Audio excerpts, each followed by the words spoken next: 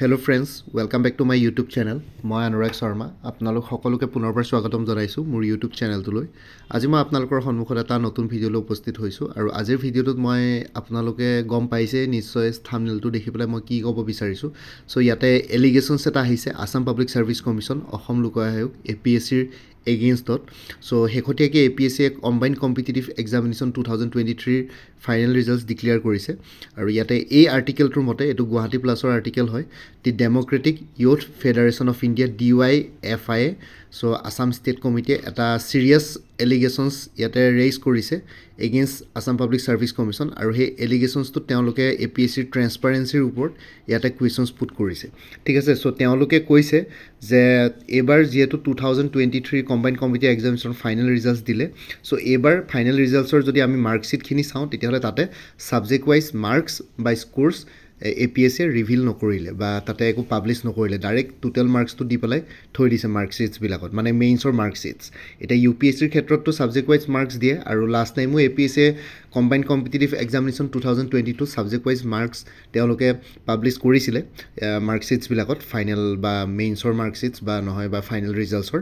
কিন্তু এইবাৰ তেওঁলোকে তেনেকুৱা নকৰিলে আৰু ইয়াৰ আগতে তেওঁলোকে পইণ্ট কৰি দিছে যে 2022 ৰিজাল্টত, মানে কম্বাইণ্ড কম্পিটিটিভ এক্সামিনেশ্যন CCE 2022ত তেওঁলোকে মাৰ্কশ্বিটত ছাবজেক্ট ৱাইজ মাৰ্কছ ৰিভিল কৰিছিলে। ঠিক আছে, আৰু তাতে মেজৰ ডিছক্ৰিপেঞ্চিছ দেখা পোৱা গৈছিলে। মেজৰ ডিছক্ৰিপেঞ্চিছ মানে কি, কিছুমান কেণ্ডিডেটছে তাতে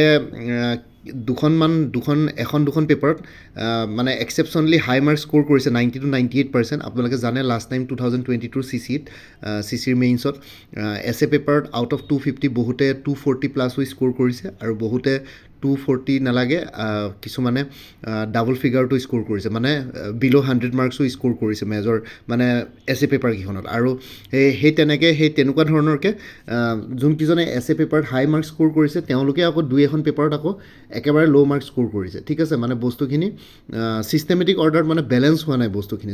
কোনোবা যদি ভাল কেণ্ডিডেট আছে হয়তো গোটেইখন পেপাৰত এভাৰেজলি ভাল মাৰ্কছ স্ক'ৰ কৰিব, কিন্তু তাতে তেনেকুৱা হোৱা নাছিলে 2022ত।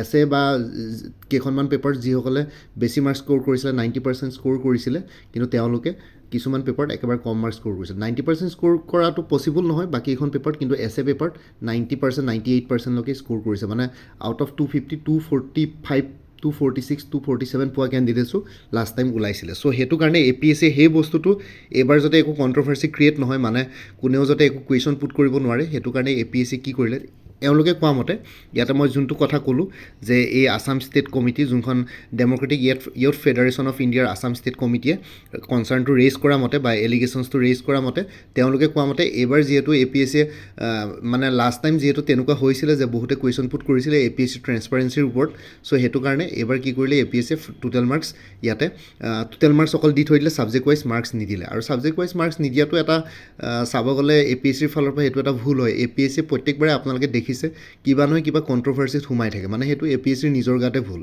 মানে ধৰক এতিয়া last time subject wise marks দিছিলে, এছে পেপাৰত বহুতে এক্সেপশ্যনলি হাই মাৰ্কছ পালে, চ' সেইটোত এটা কণ্ট্ৰভাৰ্চি হ'ল।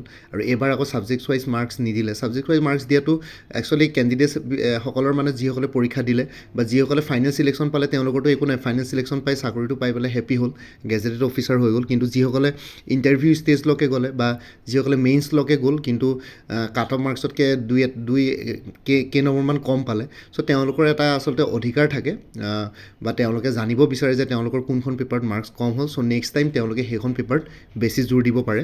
চ' সেইটো কাৰণে আচলতে ইয়াতে ছাবজেক্ট ৱাইজ মাৰ্কছ ডিছক্ল'জ কৰাটো মানে ইম্পৰ্টেণ্ট হয় বা APSCৰ ফালৰ পৰা সেইটো এটা একচুৱেলি দায়িত্ব থাকে, ৰেছপনচিবিলিটি থাকে। চ' তেওঁলোকে সেইটোৱে আঙুলিয়াই দিছে আৰু বস্তুটো। চ' এইখিনিৰ কাৰণে APSCয়ে আৰু লগতে ইয়াতে কৈছে আৰু এটা ক্ৰিটিচাইজ কৰিছে APSCৰ ডিচিশ্যনত, যে APSCয়ে ৰিফিউজ কৰে এনচাৰ স্ক্ৰিপ্ট শ্বেয়াৰ কৰাৰ ক্ষেত্ৰত কেণ্ডিডেটছৰ লগত, যোনটো প্ৰিন্সিপাল অফ ট্ৰেন্সপাৰেঞ্চি আৰু একাউণ্টেবিলিটি ইয়াতে ভায়োলেট কৰা হৈছে কেণ্ডিডেটছসকলৰ, ইয়াতে লেক অফ অপেননেছ দেখা গৈছে।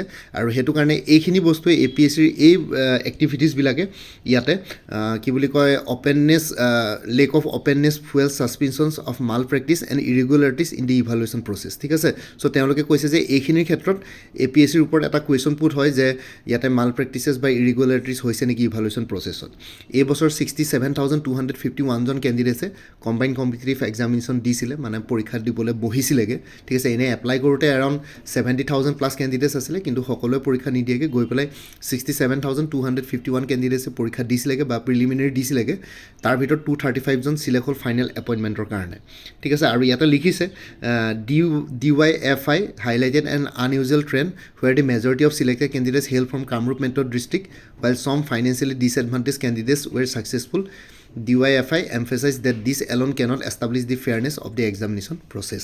ঠিক আছে চ' ইয়াতে DYFI আৰু এটা বস্তু আনইউজুৱেল ট্ৰেণ্ড এটা হাইলাইট কৰি দিছে যে যিমানখিনি ফাইনেল চিলেকশ্যন পাইছে কেণ্ডিডেটছ মেজৰিটি অফ দি কেণ্ডিডেটছে কামৰূপ মেট্ৰ' ডিষ্ট্ৰিক্টৰ পৰা বিলং কৰে চ' অবভিয়াছলি কামৰূপ মেট্ৰ' এইটোত বাৰু মই একো ভুল নেদেখোঁ কাৰণ কামৰূপ মেট্ৰ' ডিষ্ট্ৰিক্টৰ পপুলেশ্যনটো বেছি ঠিক আছে তাতে কোচিঙৰ সুবিধা আছে আৰু বহুতে এক্সাম চেণ্টাৰ যিসকলে তাতে কোচিং কৰি থাকে তেওঁলোকে তাৰ পৰাই পৰীক্ষা দিব বিচাৰে আৰু তাতে আপোনালোকে দেখিছে অসমৰ যিকোনো জেগাৰ পৰা গৈ পেলাই তাতে কোচিং কৰেগৈ আৰু লগতে কামৰূপ মেট্ৰ' ডিষ্ট্ৰিক্টৰ যিহেতু পপুলেশ্যন বেছি গুৱাহাটীতে বহুত মানুহ থাকে চ' তাৰ পৰা চিলেকশ্যন পোৱাটো বাৰু এইটো মানে জাষ্টিচিয়েবল হয় বাৰু কিন্তু তথাপিতো মই ইয়াতে একো ক'ব নাযাওঁ নিজৰ অপিনিয়ন নিদিওঁ বাৰু তথাপিতো মই কামৰূপ মেট্ৰ' ডিষ্ট্ৰিক্টৰ পৰা যে বেছি কেণ্ডিডেট চিলেক্ট হয় চ' সেইটোৰ ওপৰত মই বাৰু ইমান বেছি ইয়াতে একো তেনেকুৱা কভাৰ আপ ষ্টৰি নেদেখোঁ কিন্তু তথাপিতো আৰু তেওঁলোকে কৈছে যে ফাইনেন্সিয়েলি ডিছএডভান্টেজ কেণ্ডিডেটছ যদিও কিছুমান ছাকচেছফুল হৈছে কিন্তু এইটোৰ পৰা এইটো নহয় যে এই এটা ছিংগুল ফেক্টৰেৰে কেতিয়াও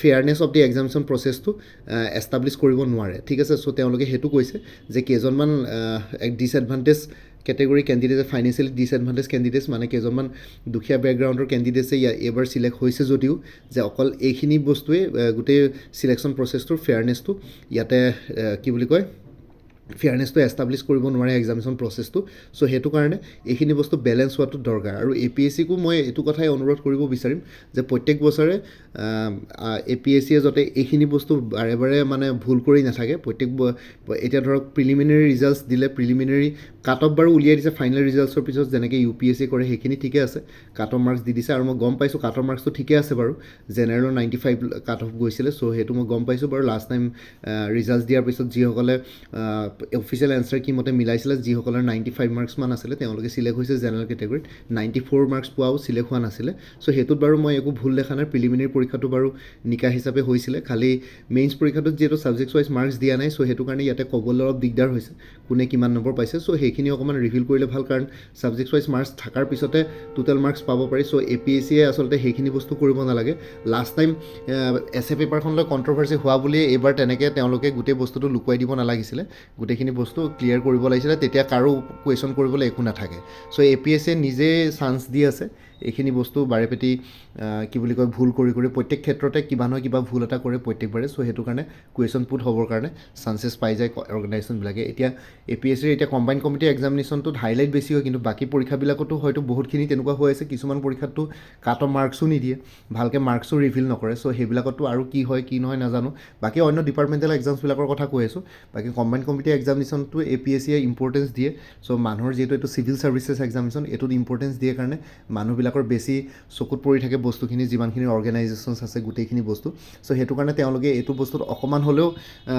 কি বুলি কয় এইখিনি বস্তু মানে হাইলাইট কৰিব চেষ্টা কৰে যদিও মানে মাৰ্কশ্বিট কাট অফ মাৰ্কছ বাকী অন্য ডিপাৰ্টমেণ্টেল এক্সামছবিলাকততো একো নেদেখায় ডাইৰেক্ট লিষ্টখন দি দিয়ে কোনে কিমান মাৰ্কছ পাইছে বা কাট অফ কিমান গৈছে কোনে একো গম নাপায় চ' সেইখিনিত বা ৰিক্ৰুইটমেণ্ট কেনেকুৱা হৈ থাকে চ' এইখিনি বস্তু ট্ৰেন্সপাৰেণ্ট ৰাখিলে মানে ভাল তেতিয়াহ'লে কাৰো একো কুৱেশ্যন পুট কৰাৰ ইয়াতে মানে দৰকাৰেই নপৰে চ' এইখিনি আই হোপ APSCয়ে ভৱিষ্যতলৈ এইখিনি বস্তু ঠিক কৰিব তেতিয়া কাৰো মানে একো মনত ডাউট নাথাকে আৰু ভৱিষ্যতৰ কেণ্ডিডেটছসকলে পৰীক্ষা দিবৰ কাৰণে আৰু বেছি উৎসাহিত হ'ব APSCৰ কম্বাইন কম্পিটিটিভ এক্সামিনেশ্যনে হওক বা অন্য তেনেকুৱা ডিপাৰ্টমেণ্টেল এক্সামিনেশ্যনে হওক ঠিক আছে বাকী এইখিনি ক'লোঁ আৰু ভিডিঅ'টোত যিখিনি আছিলে বাকী আৰু এটা কথা ক'বলগীয়া আছিলে, আপোনালোকে যদি প্ৰিপেৰেশ্যন কৰি আছে তেতিয়াহ'লে কোৰ্চেছ এভেইলেবল আছে, কোৰ্চেছবিলাক আপোনালোকে ল'ব পাৰে।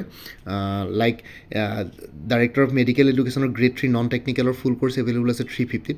DME হওক বা DICA হওক নন টেকনিকেলৰ ফুল কোৰ্চ এভেইলেবল আছে 350ত। DME বা DICSৰ টেকনিকেল যোনখিনি আছে সেইখিনি টেকনিকেল ছাবজেক্ট বাদ দি যোনখিনি জেনেৰেল নলেজ এৰিথমেটিক বা ইংলিছ থাকিব সেইখিনিও ল'ব পাৰিব মোৰ পৰা, এভেইলেবল আছে, আপোনালোকে জনালে হ'ল। কোৰ্চেছবিলাক PDF ফৰ্মেটত এভেইলেবল আছে আৰু ইম্পৰ্টেণ্ট লিংকছো পাই যাব ভিডিঅ'ৰ। APSC এনফৰ্চমেণ্ট ইনস্পেক্টৰ ফুল কোৰ্চ এভেইলেবল আছে 375ত। APSC enforcement inspector mock model question paper with answers available আছে 50 ৰুপিছত।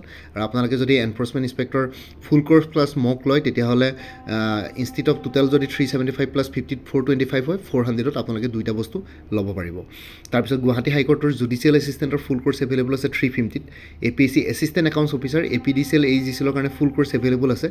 জেনেৰেল ইংলিছ, জেনেৰেল নলেজ আৰু মেথমেটিক্স ডেছক্ৰিপটিভ 3খন পেপাৰৰ ওপৰত 400ত।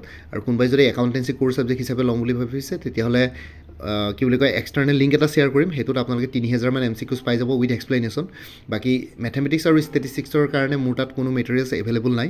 বাকী একাউণ্টেঞ্চিটো ফ্ৰীলি এভেইলেবল আছে, যিহেতু এইটো এক্সটাৰ্নেল লিংক। তাৰপিছত APSC জুনিয়ৰ এডমিনিষ্ট্ৰেটিভ এছিষ্টেণ্ট, যোনটোৰ শেহতীয়াকৈ এডভাৰটাইজমেণ্ট ওলাইছে, অনলাইন এপ্লিকেশ্যন 20 তাৰিখৰ পৰা ষ্টাৰ্ট হ'ব, মানে 20 ডিচেম্বৰৰ পৰা। তাৰ কাৰণে ফুল কোৰ্চ এভেইলেবল আছে general studies, general English plus precis writing, ঠিক আছে। এইকেইটাৰ ওপৰত 380 ৰুপিছত ফুল কোৰ্চ এভেইলেবল আছে। আছাম পুলিচ SI কনষ্টেবল আৰু অন্যান্য পষ্টসমূহৰ কাৰণে ফুল কোৰ্চ এভেইলেবল আছে 350ত। APSC ষ্টেন'গ্ৰাফাৰৰ গ্ৰেড 2 ফুল কোৰ্চ এভেইলেবল আছে 300ত। আৰু উইমেন এণ্ড চাইল্ড ডেভেলপমেণ্টৰ ষ্টেটিষ্টিকেল এছিষ্টেণ্টৰ ফুল কোৰ্চ এভেইলেবল আছে 350ত। আৰু কাৰেণ্ট এফেয়াৰ্ছবিলাক আপোনালোকে মোৰ পৰা কোৰ্চ ল'লে লাইফ টাইমৰ কাৰণে পাই থাকিব, তাৰ কাৰণে জাষ্ট কোনো ফাৰ্ডাৰ পে'মেণ্ট কৰিব নালাগে। প্ৰত্যেক মাহৰ ষ্টাৰ্টিঙতে আপোনালোকে এটা ৰিমাইণ্ডাৰ মেছেজ দিলে হ'ল হোৱাটছএপত। আৰু ইয়াতে কোৰ্চখিনিৰ কাৰণে কোনোবা যদি ইণ্টাৰেষ্টেড কেণ্ডিডেটছ আছে তেতিয়াহ'লে এই হোৱাটছএপ নম্বৰটো মেছেজ কৰি জনাওক 9706557851। আপোনালোকক কোনটো কোৰ্চ লাগে, কোৰ্চৰ কণ্টেণ্টছখিনি শ্বেয়াৰ কৰিম, লগতে পে'মেণ্টৰ লিংক দি দিম। পে'মেণ্ট কৰাৰ লগে লগে গোটেই কোৰ্চটো নিজৰ হোৱাটছএপত PDF আৰু লিংকছত এভেইলেবল পাই যাব। আৰু ইয়াতে যোনটো হোৱাটছএপ নাম্বাৰ দিয়া আছে সেইটোত অনুগ্ৰহ কৰি কল নকৰিব, সেইটো জাষ্ট হোৱাটছএপ মেছেজৰ কাৰণে এভেইলেবল, কলৰ কাৰণে এভেইলেবল নহয়। বাকী ভিডিঅ' ডেছক্ৰিপশ্যনৰ কমেণ্ট ছেকশ্যন চেক কৰক, তাতে কোৰ্চখিনিৰ কথা আৰু এবাৰ উল্লেখ কৰি দিছোঁ, তাতে আপোনালোকে চাই ল'ব পাৰিব। আৰু লগতে মোৰ আৰু এটা চেনেল আছে অসম IQ বুলি, সেই চেনেলটোৰ লিংকটো এই ভিডিঅ'টোৰ ডেছক্ৰিপশ্যনত শ্বেয়াৰ কৰিছোঁ, আপোনালোকে সেইটো চেনেলো ছাবস্ক্ৰাইব কৰি ল'ব পাৰিব, যাতে ভৱিষ্যতলৈ এনেকুৱা ধৰণৰ কম্পিটিটিভ এক্সামছবিলাক দিয়াৰ ক্ষেত্ৰত আৰু অলপ এক্সট্ৰা গাইডেঞ্চ পাই যায়। বাকী মোৰ ভিডিঅ'ছবোৰ চাই যদি ভাল পায় মোৰ চেনেলটো ছাবস্ক্ৰাইব কৰি ল'ব, আৰু লগতে আপোনালোকৰ যিমানখিনি ফেমিলি ফ্ৰেণ্ডছ ৰিলেটিভছ আৰু চিনাকি এক্সপিৰিয়েঞ্চ আছে তেওঁলোকৰ লগত মোৰ চেনেলটো শ্বেয়াৰ কৰিব। লগতে কমেণ্ট ছেকশ্যনত জনাব, কিবা যদি কুৱেশ্যন থাকে, ডাউট থাকে, মই নিশ্চয় আপোনালোকৰ কুৱেশ্যনছ আৰু ডাউটছবিলাকৰ ৰিপ্লাই দিবলৈ চেষ্টা কৰিম। বাকী এই কমেণ্ট ছেকশ্যনত আপোনালোকে নিজৰ অপিনিয়নটো জনাওক, এই ভিডিঅ'টোৰ যোনটো ছাবজেক্ট মেটাৰ আছিলে, যে যোনখিনি APSCৰ ওপৰত এই শেহতীয়াকৈ কম্বাইন কম্পিটিটিভ এক্সামিনেশ্যনৰ ৰিজাল্টছ লৈ পেলাই যোনটো কণ্ট্ৰভাৰ্চি হৈছে বা যোনটো কুৱেশ্যন পুট হৈছে, আপোনালোকৰ ইয়াতে অপিনিয়ন কি, আপোনালোকে কি বিচাৰে, APSCৰ ফালৰ পৰা আপোনালোকে এইখিনি বস্তুৰ কি চেঞ্জেছ বিচাৰে, কমেণ্ট ছেকশ্যনত আপোনালোকে অনুগ্ৰহ কৰি নিজৰ নিজৰ অপিনিয়নখিনি শ্বেয়াৰ কৰক। যিসকলে ফাইনেল ছিলেকশ্যন পালে, যিসকলে মেইন ষ্টেজলৈকে গ'ল, যিসকলে প্ৰিলিমিনেৰী দিলে বা যিসকলে মেইনছ প্লাছ ইণ্টাৰভিউ দিছিলে কিন্তু ফাইনেল ছিলেকশ্যন নহ'ল, বা যিসকলে ভৱিষ্যতলৈ APSC দিম বুলি ভাবিছে, সকলোৱে ইয়াতে ফ্ৰীলি নিজৰ অপিনিয়ন শ্বেয়াৰ কৰিব পাৰে কমেণ্ট ছেকশ্যনত। খালি আপোনালোকৰ কমেণ্টছবিলাক অকণমান কি বুলি কয় ৰেচপেক্টফুল ৰাখিব, আৰু যাতে কোনো কমিউনিটি বা কোনো মানুহ যাতে হাৰ্ট নহয় ইয়াতে। চ' আই হোপ সেইখিনি বস্তু আপোনালোকে মেইনটেইন কৰিব। বাকী আজিৰ ভিডিঅ'টো ইমানতে সমাপ্ত কৰি আপোনালোক সকলোৰ পৰা বিদায় ল'লোঁ। কাইলৈ পুনৰ এটা নতুন ভিডিঅ' লৈ আপোনালোকৰ সন্মুখত উপস্থিত হ'ম। তেতিয়ালৈকে ভালকৈ প্ৰিপেৰেশ্যন কৰি থাকক। সকলোলৈ অল দি বেষ্ট থাকিলে। Bye and take care friends. Bharat Mata কি জয়। জয় আই অসম।